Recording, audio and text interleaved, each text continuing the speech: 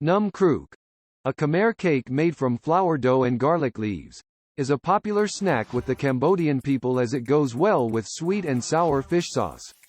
At Pou Restaurant on Wat Bo Street in Siem Reap town, one chef uses additional ingredients like beetroot and preserved daikon radishes mixed with red sugar and rumdeng or galangal to create a taste similar to sweet and sour fish sauce, but it is even better and it has beautiful purple highlights in its coloring.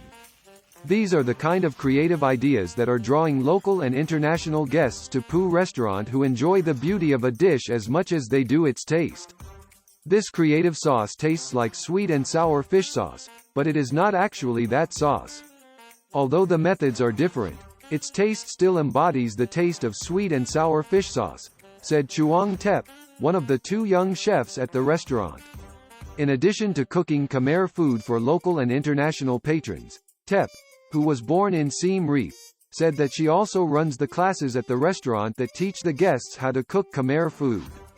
Before starting the cooking class, she usually brings the guests to the market to buy vegetables, fish and meat, and then they start practicing together by cooking 3 dishes like pomelo, shrimp and pork salad, fish amok and a ginger dessert with palm sugar. If they follow the easy recipes presented to them by the 24-year-old chef, each visitor will taste Khmer cuisine made by their own hands. Each of them spends $30 on shopping, cooking and learning to cook, and then they get to eat their own food too, Tep told the Post.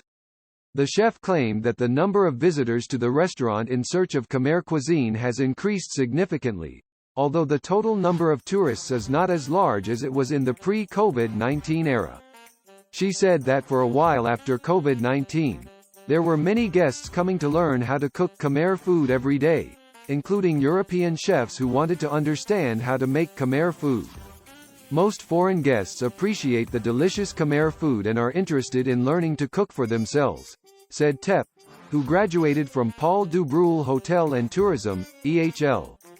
In addition to the dishes mentioned, the chef of Pou Restaurant said that she also receives requests from guests to teach them other Khmer dishes such as samlar kako, which is a traditional Cambodian soup dish. She said that all visitors like the ginger dessert mixed with palm sugar juice, which is made by frying sugar with ginger, creating a very pleasant aroma, before it is added to milk, cream and some other ingredients. In the kitchen, the restaurant is busy cooking for the tourists, and another chef, Chom Channa, said that the most ordered dish by guests is Khmer chicken curry. The 24-year-old said that there are 2 types of Khmer chicken curry served here, including the traditional curry or red curry and a more creative curry recipe mixing with some added ingredients and with the chicken grilled separately. We cook thick curry mixed with mashed potatoes and fried chicken, said Channa, who worked in Phnom Penh for a while and then returned to work in Creve Commune of Siem Reap province. The 2 female chefs worked together to promote Khmer cuisine to international tourists through training and creativity to suit the popular tastes of the Western visitors. Both were trained at and graduated from EHL in early 2018 and started working at the restaurant at the end of the same year.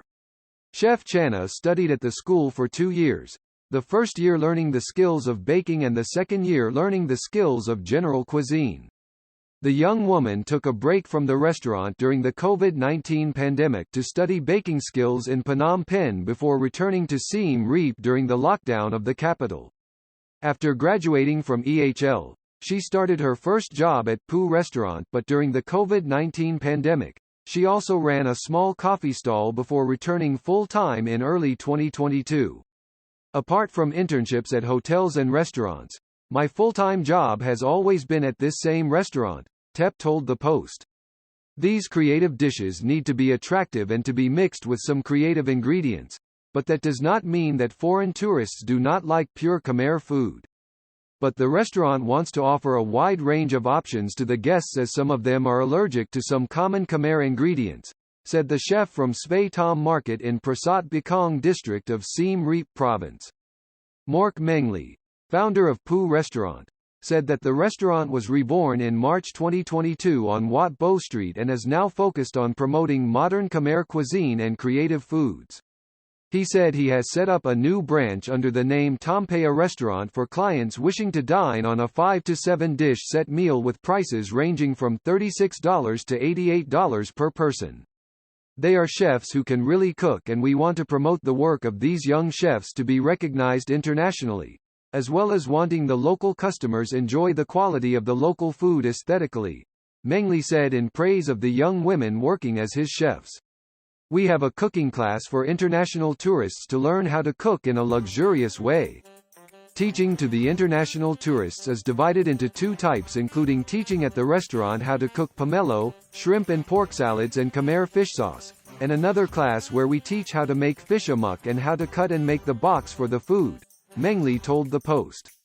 The menu at the restaurant includes ice cream, trapai, a paste dessert of fermented rice, with crispy Khmer crackers, kebab beef with pickles, pomelo, shrimp and pork salads, beef lok lok, num kruok and other foods which are all Khmer foods but have modern plating or twists. He said that during COVID-19, the restaurant's collaborations with partners were all severed, splitting their respective marketing plans up as they were transformed from restaurants to cafes and from serving foreign tourists to locals. During that time, Mengli taught and disseminated knowledge about hygienic foods with the German International Development Cooperation (GIZ) through the Multisectoral Food and Nutrition Security (MUSEFO) project. I am a local chef, teaching on flavor and nutrition and teaching them how to cook better with better taste and do it safely, he said.